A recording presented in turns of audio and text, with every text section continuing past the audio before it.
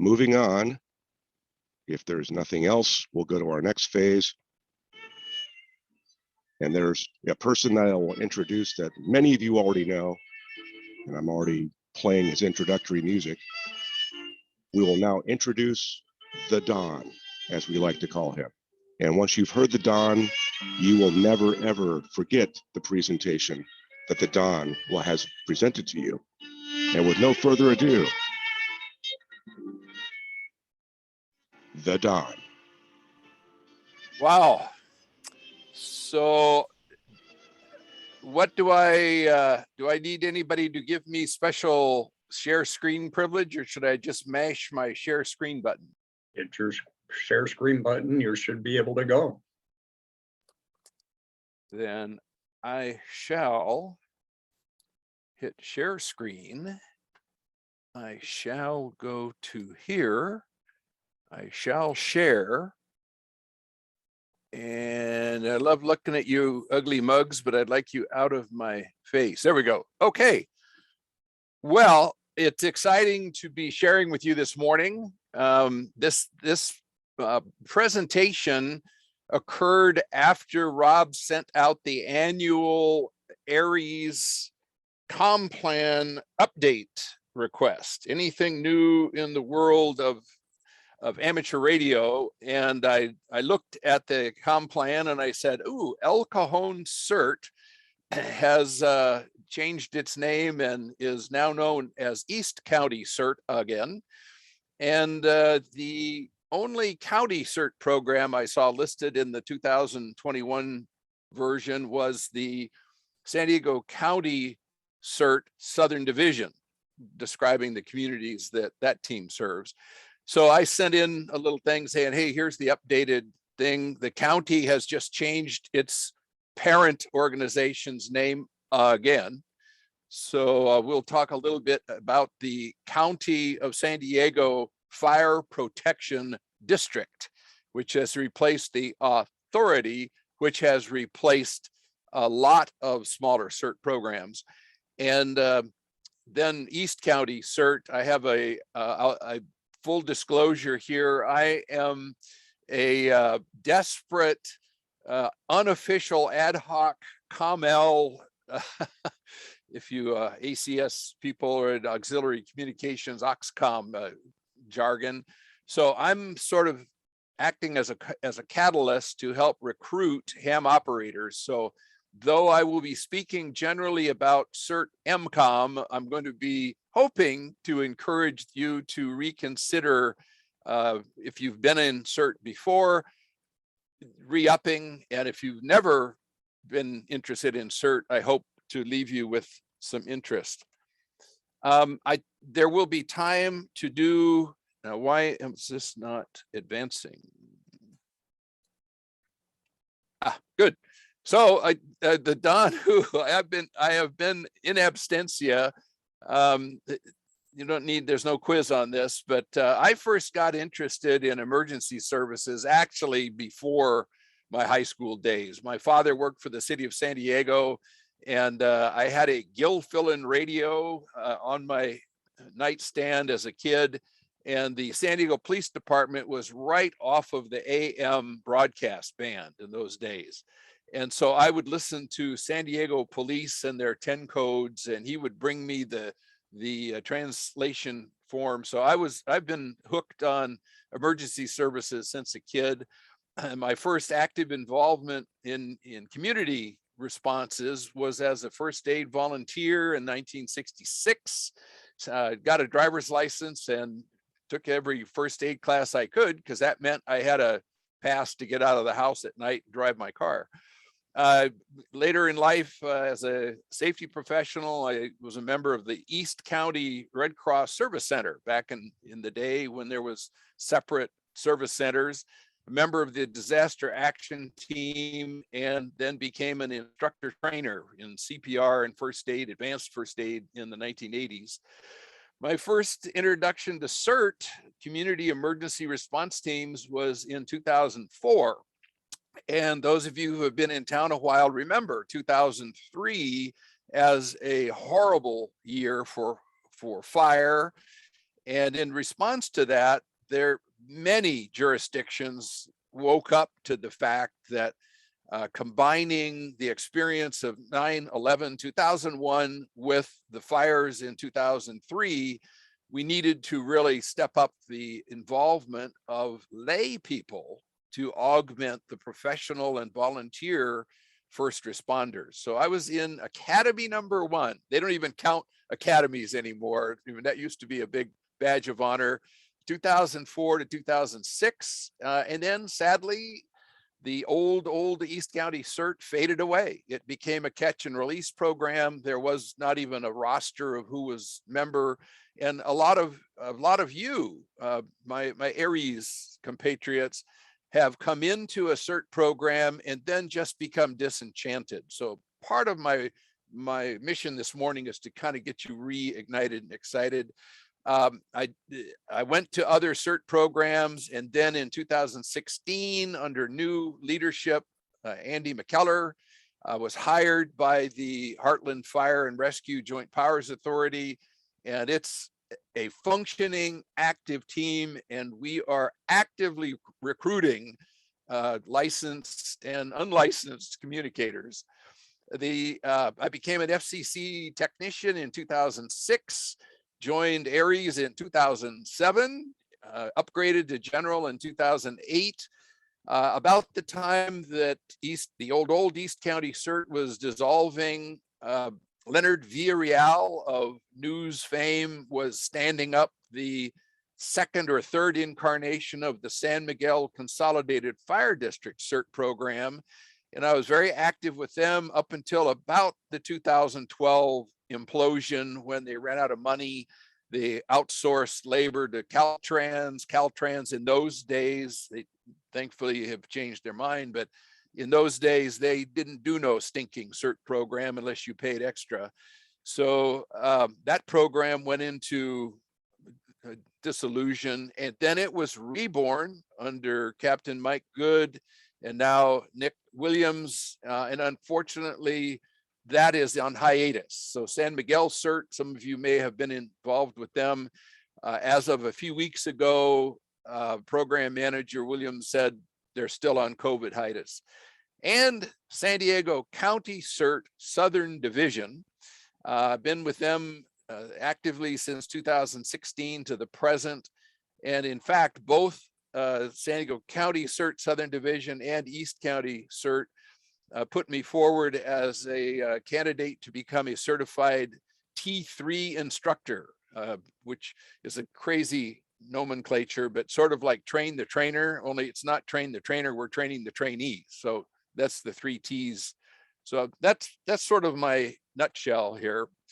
And of course, because I'm a retired risk manager, I know that I have to give you a disclaimer. This presentation does not reflect the official position of the Amateur Radio Relay League, ARRL, its official agents, volunteers appointed, nor into other industry employees, nor does it reflect the official unofficial position of the Amateur Radio Receivers, ARES, this facility where you are now sitting, standing, running, etc., its officers, board members, nor its patrons. This presentation in general nature does not replace advice from a competent professional familiar with your specific needs. It should not be construed as nor relied upon for legal, accounting, tax preparation, weight loss, or other important stuff. Quote, you get what you paid for, close quote. The presenter has been untold hours of exhaustive research preparation. At least he's not going to tell you how many hours. However, stuff happens, and if you are sued, you obviously misunderstood him. Adhering to everything presented herein will not assure compliance with any statute, regulation, case law, labor agreement, nor get you the good housekeeping seal of approval, nor will it provide a defense from any utterances, written, verbal, or imagined from DHS, FEMA, Cal EOS, County OES, Federal OSHA, Cal OSHA, EPA, ADA, NFPA, HPP, TFBH, DOD, DOT, DOJ, PDQ, TGIF, MYOB, or ETC. But there's more. While all efforts will be made to avoid stereotypical and prejudicial connotations, masculine programs include the feminine and the neuter. Feminine includes the masculine and neuter, and the neuter just means neuter. Therefore, he means he, she, and it. She means he, she, and it. They and we can be used singularly or in plural. Guys includes males and females, and it, it just means it. Are there any questions? Can we say This- gal? All right. So just a little housekeeping. I have heard a couple of times, please mute yourself. If there is something you really want to ask during the presentation, just like you would on radio, key your mic and say comment or question or something like that. But please mute. I'm amazed how many radio people in a Zoom meeting must have rebroadcasting all 47 channels that they're monitoring. So I haven't heard any this morning, so I thank you in advance. It is recorded, so I'm going to move very quickly and you'll be able to come back through, I hope, the slide program at your leisure. Management of questions, there'll be a short, if you have a short question, like I say, just break in and we'll either postpone it or deal with it. And there will be a period of questions and answers at the end. If there is an emergency at your location, do not wait for permission to evacuate. You're on your own. You can get up and leave at any time. So, CERT concepts. For those of you, many of you are familiar, I'm going to power through this.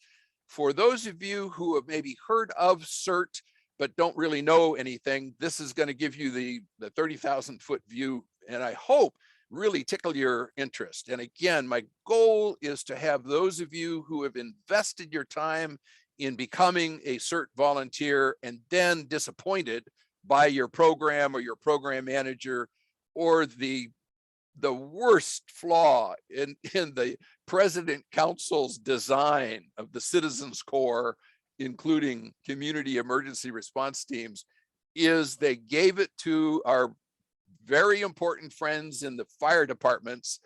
And every time a engineer is in charge who's promoted to captain, you start all over again. Every time a captain gets promoted to battalion chief, you start all over again. Every time a battalion chief retires or gets promoted, you start all over again. So the history of CERT, at least in San Diego County, has not been real encouraging. But things have changed, and I hope you will catch a little of my excitement for being a ham operator in a community emergency response team. Purpose of this slide is just to underscore there is a place in CERT for everyone. My first academy had a dear lady who had no left arm more than 2 inches from her shoulder. And she was an excellent coordinator, an excellent team leader, an excellent scribe. So don't self-limit yourself. You may find that there's a place for you in a team that will serve the community, and you'll enjoy it too. Overall, the concept of CERT is doing the greatest good for the greatest number of people. This is hard for some new CERT members to grasp because they want to save the world one person at a time, 1 hour at a time. And we don't have the luxury in a mass casualty event or a regional disaster to spend an hour with someone. So CERT is doing the greatest good for the greatest number, and that may feel weird to some people. Rule number 1 in both of the CERT programs I'm actively involved in, and every CERT program that I'm aware of, is the safety of the individual member. You will never be asked to do anything that you are not comfortable doing. And that goes for reasonable accommodation type issues, as well as on a specific day. If your back is hurting and today is the day you're reinforcing search and rescue and moving of survivors, you say to your team lead, I'm sorry, I can be a scribe, I can be a communicator, I can work in the treatment area, I cannot lift people today. No problem. Number 2 is the safety of the team. We stress safety continually. Number 3 is thou shalt not violate rules 1 and 2. So sometimes I've met people, well-meaning people in CERT, who are absolutely convinced they're going to run into burning buildings to save lives. Those are people I hope you don't ever have to serve with on a team. Then, after we've met rule 1, 2, and 3, then we respond within the scope of CERT Basic Academy training.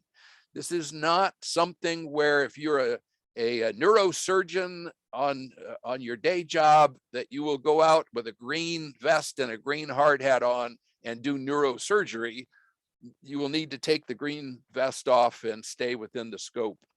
So the foundational role of CERT is that we assist first responders when requested according to the sponsoring agency's standard operating procedures, sometimes called standing operating guidelines, during an emergency when the first responders are not immediately available. CERT teams may assume some of the same functions as first responders. We'll go really quickly through some of those. Activated by first responders and never, ever, ever self-deploy. That should ring a bell loud and clear within the ARES world. We do not self-deploy in CERT either.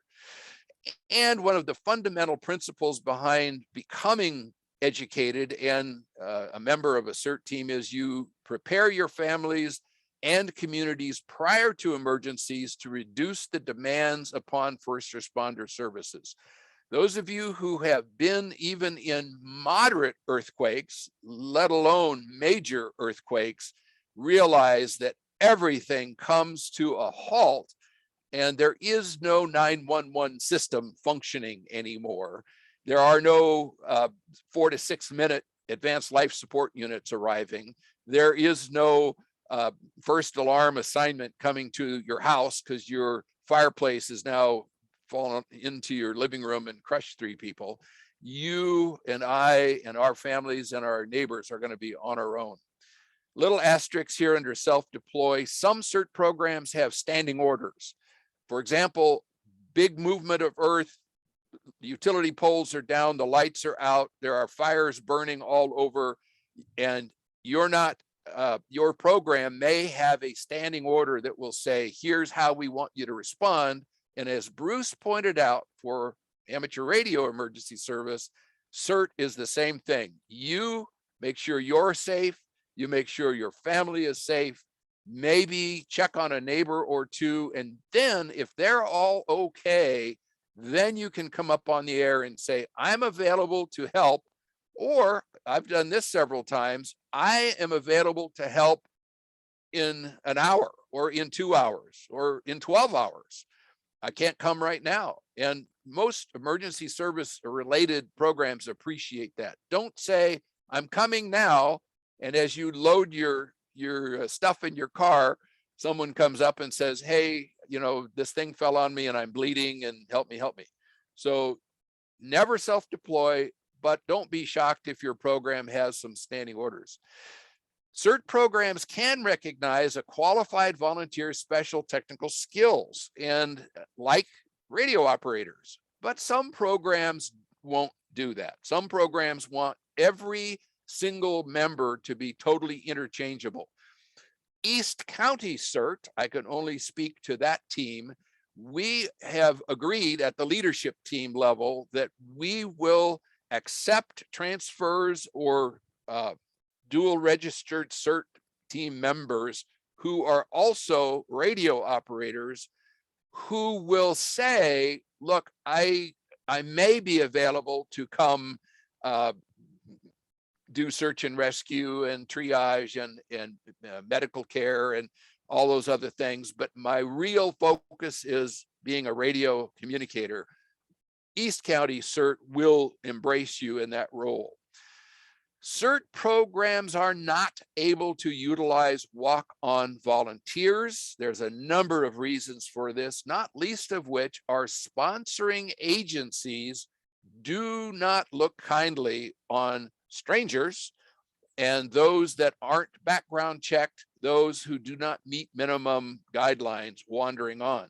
So you may be a very competent emergency communicator and think, well, when the big one happens, I will simply walk on to County CERT or East County CERT or Lakeside CERT, which has a very robust communications group, or Poway CERT, likewise. or Elfin Forest, or wherever you live, Valley Center. Well, I don't need to be a CERT member. I'll just walk on because I have an antenna attached to my head. I'm sorry, we cannot legally accept you as a walk-on. The background check, I know every time ARES ID cards comes up, and one of you will be pushing the, I want to talk now, and say, well, I have a crypto secret clearance from Department of Defense, and I've got a background check from Scripps Healthcare, and I've been background checked for ACS. Why do I have to have another background check? It's really simple. It's illegal for a program to legally share background checks between organizations. So yes, you will need to have a new, as a CERT member, you will get another background check. I'm going to accelerate here. I wanted to leave a legacy in this PowerPoint for those who are kind of on the edge or new to CERT, or you absolutely don't know anything about it. So these are the 8 modules that all CERT programs have, and this is why we don't want walk-ons, because we want people to have these basic elements. So the unit 1 is disaster preparedness, learning how to quickly and effectively take action to protect yourself and others, developing a family disaster plan and practicing that plan with your family. San Diego County CERT Southern Division, Teresa, when she was program manager, I imagine Kathy Rupert now, is going to every year want to see our written family disaster plan booklet. We hand those out for free from the county, and you will be forced, and it's a good exercise to say, where will we meet up? Who do we call out of town? Who do we text out of town? Who, what happens if?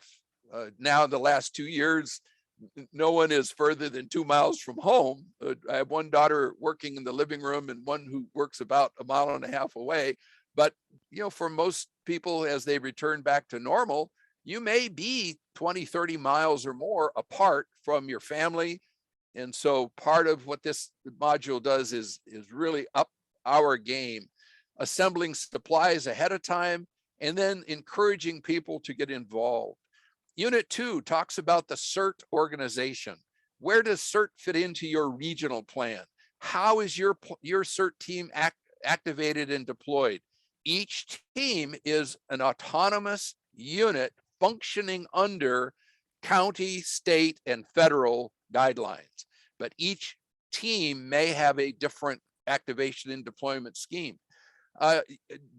You'll learn about the roles and damage assessment. We are a trained observer corps that, if assigned damage assessment, we have the forms and we have the education to go do that, to help feed information into the regional response. We learn about what tasks CERT teams are assigned, how to do size ups, how you arrive at a assignment, and how you make planning.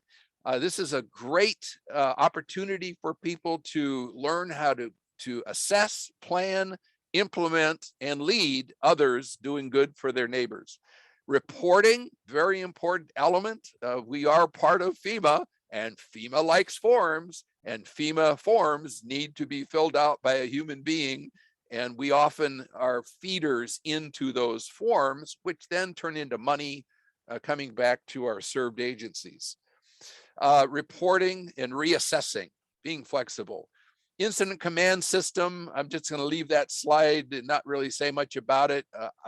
You all, or most of you all, have had your FEMA at least 100, 200, knowing what lane you're in, moving around in part of a higher authority is part of Unit 2. Disaster medical operations, Units 3 and 4.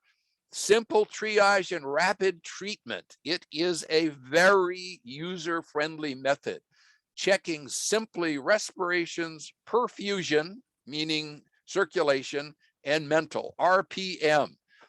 The teaching that you receive in disaster medical operations allows you to sort, the word triage comes from sorting, sort casualties into 4 categories very quickly, 30 to 60 seconds per survivor. We are taught how to stop or slow down the 3 killers: airway, bleeding, and shock. Mass casualties, these are the times where we will not emerge as CERT members at a big concert where there's a mass shooting. We will become good Samaritans. We are trained to be able to step up in a disaster before our CERT team might even be activated. It's very basic care. You don't have to worry if you faint at the sight of blood, it's okay. Again, there's a role in CERT for every person, and it's a very limited scope of practice. We don't do tracheotomies, we don't open up chests, we don't do any of that. Airway, bleeding, and immobilization is it. Unit 5, caring for CERT members through disaster psychology. This is really great. I found as a survivor of a year in Vietnam, I have some issues, and this is really a great little reminder. This module number 5, care for survivors. Our role may be to unload the emergency medical system of those, dozens or hundreds of people who simply need to have some reassurance, have a calming, listening, empathetic person in their life. We cover basic safety and utility controls. Unit 6, we do not fill the role of a fire brigade. We're not an urban search and rescue team. We do not enter heavily damaged or smoke-filled spaces, no matter how many people are screaming.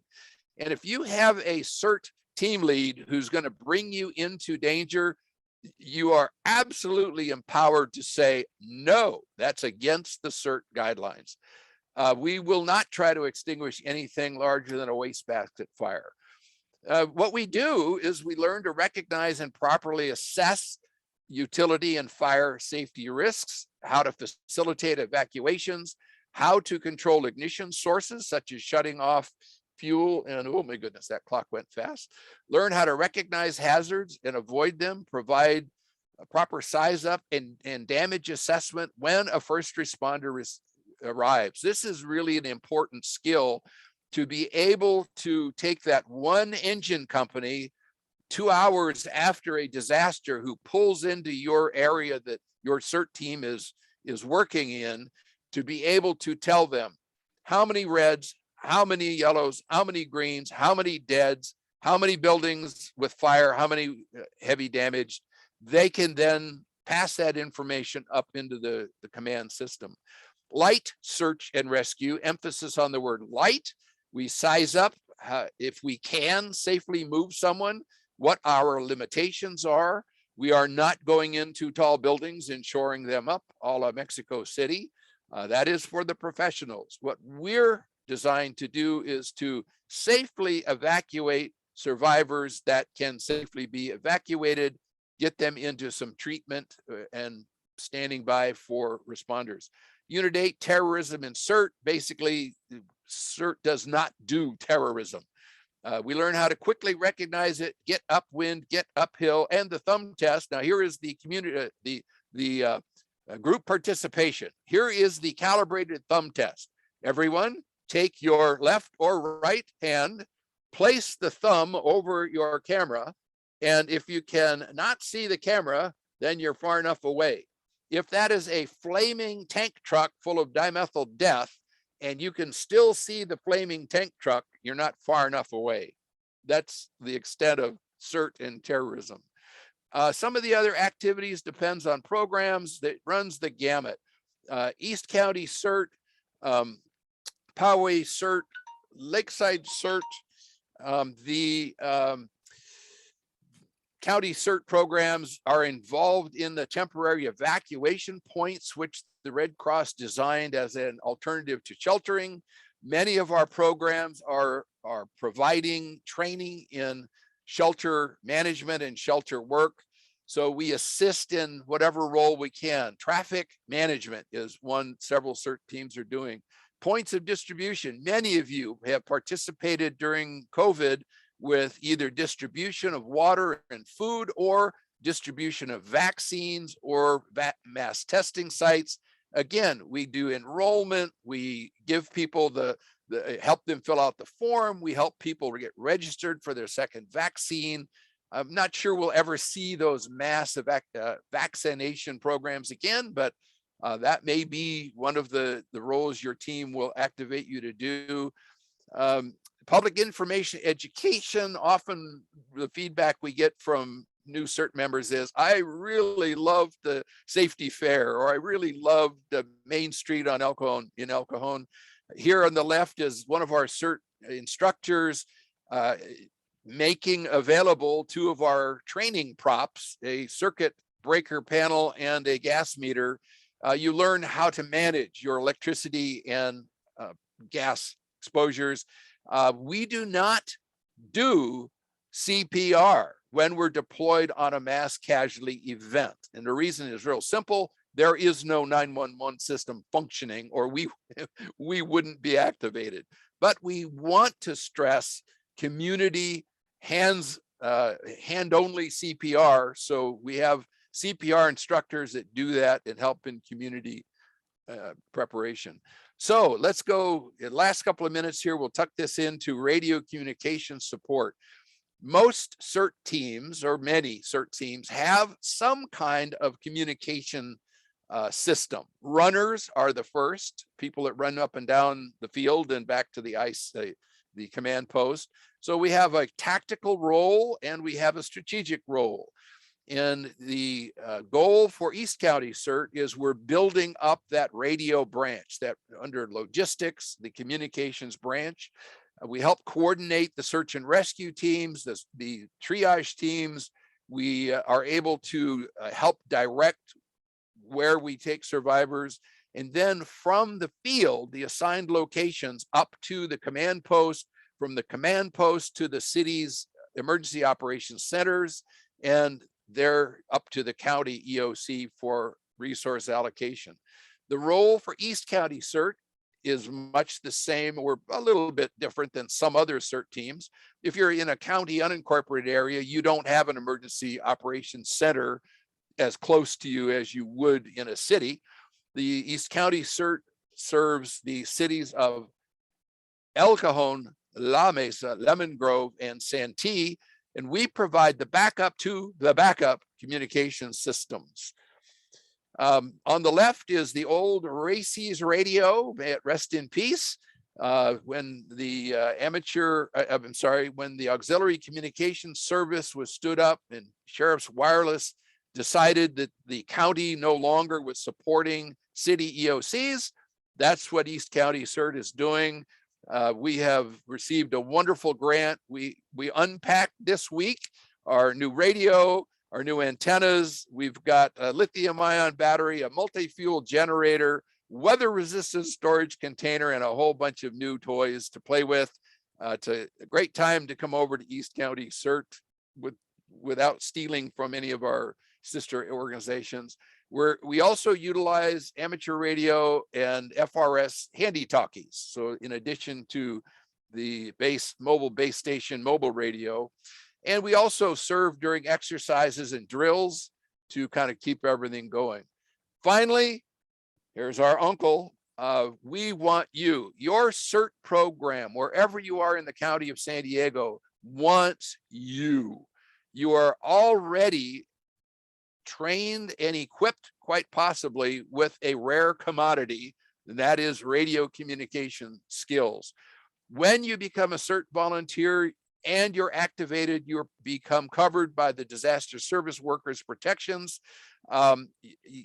You may be able to serve as a CERT volunteer while your other MCOM organizations are not activated. So you can still be a San Diego County Auxiliary Communication Service, OXCOM member, formerly known as RACES. You can still be an active, dedicated ARES volunteer. And there may be an opportunity that when those groups are either on alert or just standing by, your local team may need you for a few hours or a few days as a volunteer. Open registration is now happening for CERT basic academies. I can only speak to the two I'm most active in. This slide is a busy slide, but it'll be available to you, I hope. If not, you'll see my information in the next couple of slides. So the Southern Division has its basic academy face-to-face March 12th, March 19th, and March 26th. This is for the southeast corner of San Diego County. The program manager's email is there, and it will be face-to-face, and you must attend all 3 days. East County CERT, serving El Cajon, La Mesa, Lemon Grove, and Santee. Andy McKellar is the program manager. You must complete an online application, and then he will contact you regarding an online Zoom-like interview. This year will be our second year as a hybrid academy. There's an online portion that is kind of at your own pace, on your own time, between March 1st and March 31st. Instead of meeting 3 times face-to-face, you'll do it online. And then you must participate in a final search and rescue exercise where we actually do more kind of integration to the face-to-face. And there may be many other academies. I don't want to take anything away from the other basic CERT programs in the county. Many of them have come back to life in the last year. I'm going to leave this, I'm going to leave this slide up a little bit, and let's go to questions, please. Sorry, I went into overtime. Dock my pay. John, a quick question. Do you have to live in a jurisdiction to be able to volunteer with that jurisdiction? Perfect. I'm glad you asked that. The rules are a little bit amorphous, but generally you have to work or live in a jurisdiction. But many mature program managers with mature and not threatened programs accept the fact that they need people nearby to respond in. We have a fire in the southeast corner of San Diego County. San Diego County CERT Southern Division is going to activate a mutual aid call, and neighboring CERT programs will send people in. So you can become dual enrolled, dual registered with the permission of your homeroom CERT program where you live or where you work, and the receiving CERT program. Great question. Thank you.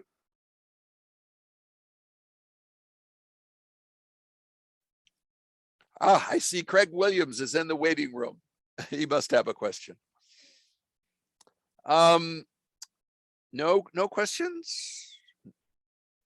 Well, then I will say thank you very much for this opportunity. I hope some of you who are dormant CERTs will reactivate.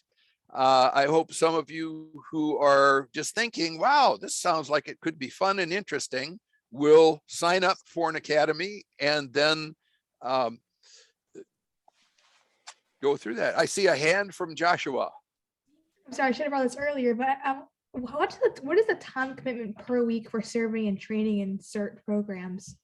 Varies from program to program. It's a good question. Some CERT teams will have a monthly meeting and say out of X meetings you need to attend so many.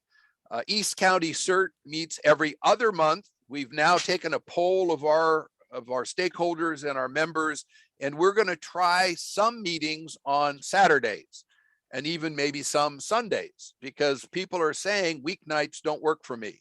Some teams San Miguel used to meet once a month on a Saturday, and so it depends. There is, to my knowledge, no minimum requirement for X hours a week or a month. It's just sort of being able to juggle your schedule with their training and exercise schedule. Good question. Don, Yes, Don, can you hear me? I hear you, John Walker. Thank you. Yeah, I appreciate your comment. Just to let you know, I contacted my local CERT guy. I used to be active in it, and said, do you want me to come back in? So your talk is bearing fruit. Bearing fruit. Thank you. Don, this is Ed.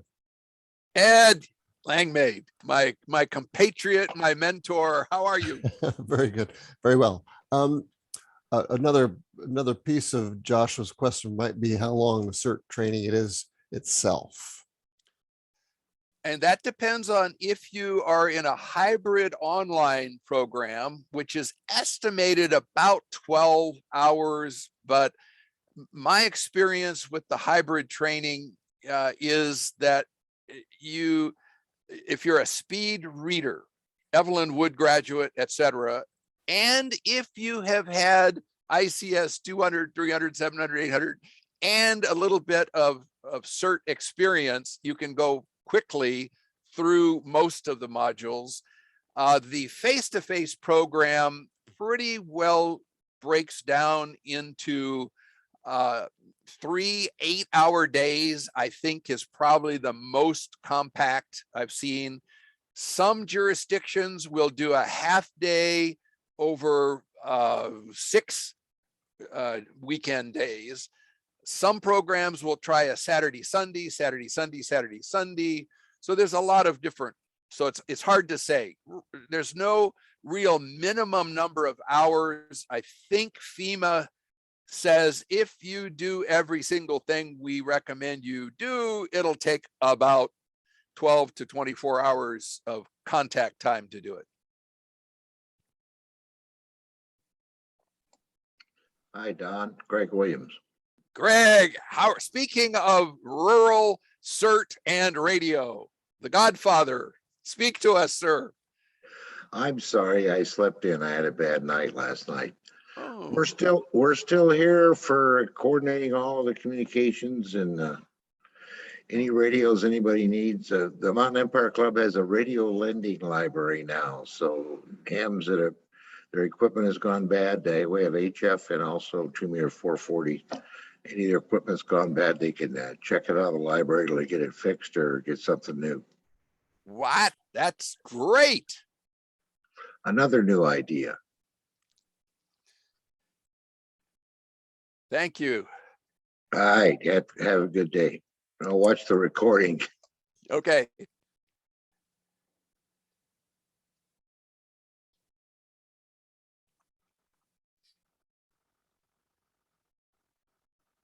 I'll just say on this slide, when you get to see it and click on it, the CERT programs near you is a list which sadly has not been updated since 2021's expansion of the county CERT program. So I'm not sure if areas like Daluz and Inland Valley still have their own freestanding CERT programs, or if those are now being blended in. I know Palomar Mountain CERT is part of the northern division of the County Fire Protection District County CERT. And I know that Shelter Valley and down east, down the hill from Julian, that is the new central division.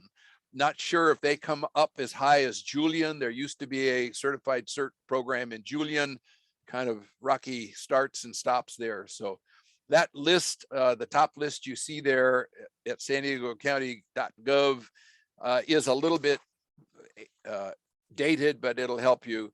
And those are the two key people, if you're interested in an unincorporated area of San Diego County, either north, central, or southern. Teresa Greenhall is the coordinator for countywide county CERT. And that's not to say that every unincorporated area falls under county CERT. There are still carve out districts out in amongst there.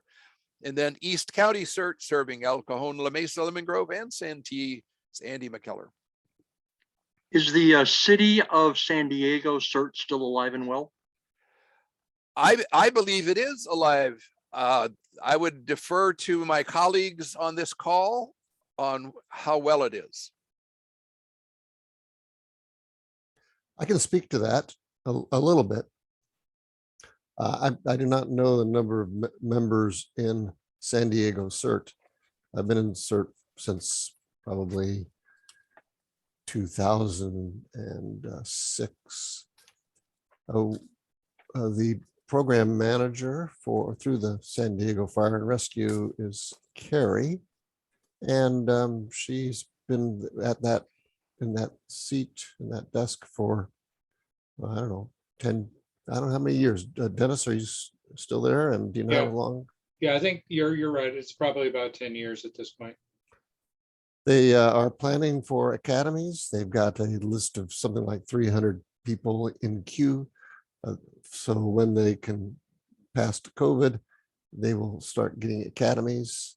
They've had a couple of events. They did we supported the San Diego Fire and Rescue vaccination site at Balboa Park in the gymnasium for about 3 months last year. So we've been doing different things along the way. Dennis, anything to add? Yeah, typically they have in-person academies. Back when it was high functioning, they were running 2 academies a year. Lately, I think it's been up until COVID time, it was 1 academy.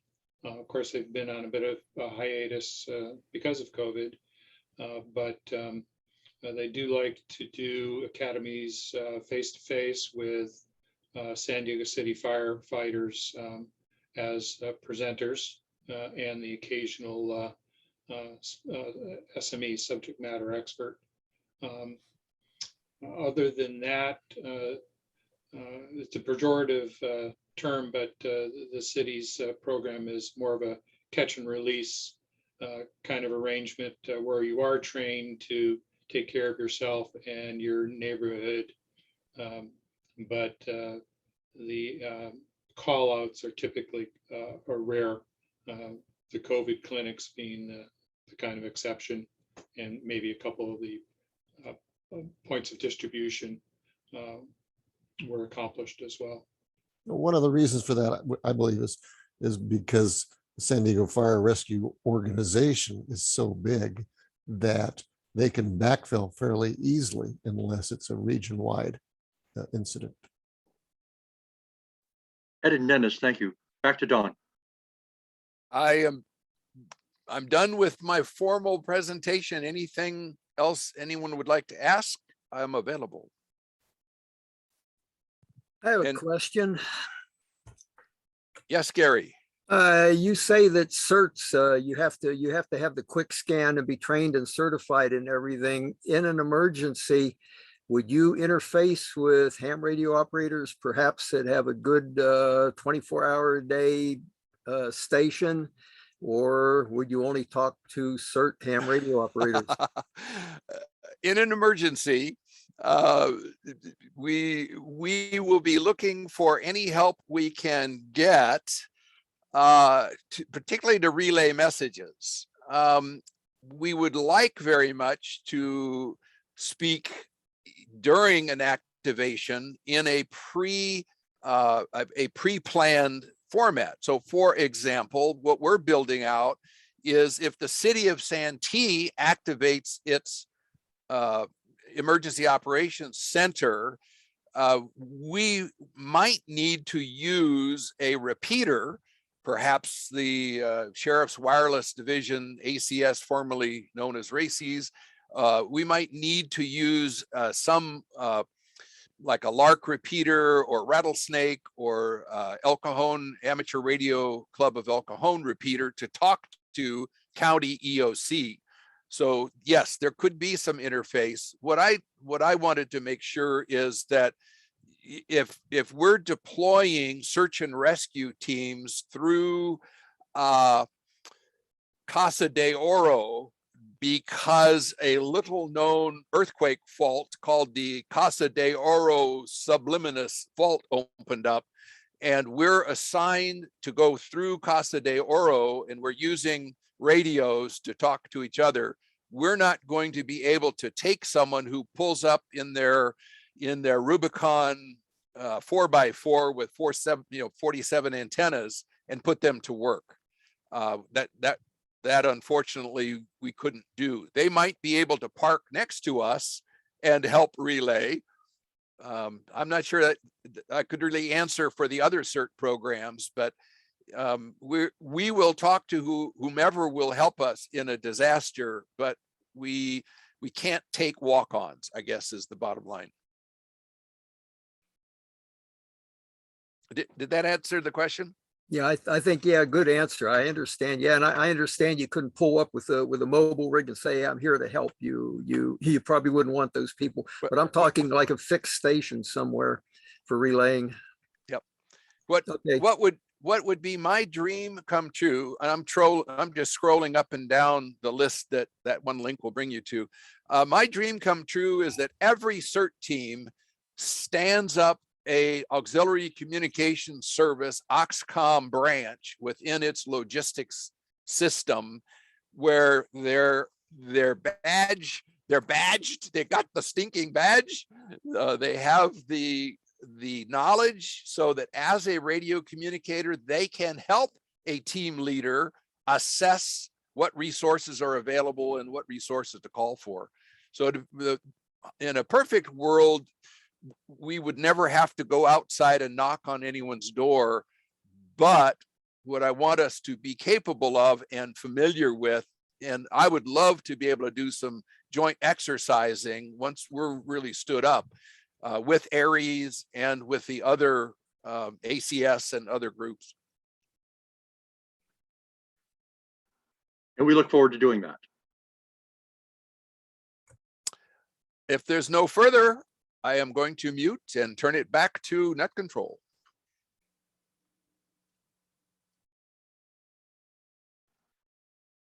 Don, thank you very, very much. Back to Dave. Thank you very much. Okay, Get stop. my mute to unmute. Yeah, thank you, Don. Very interesting, very informative. I know the CERT here in Chula Vista has been used several times in the last year or so. I'm not sure exactly where the program stands right now. And unfortunately, both Fred and John are gone. So I can't ask them this weekend as to what was going on. Anybody have any additional questions?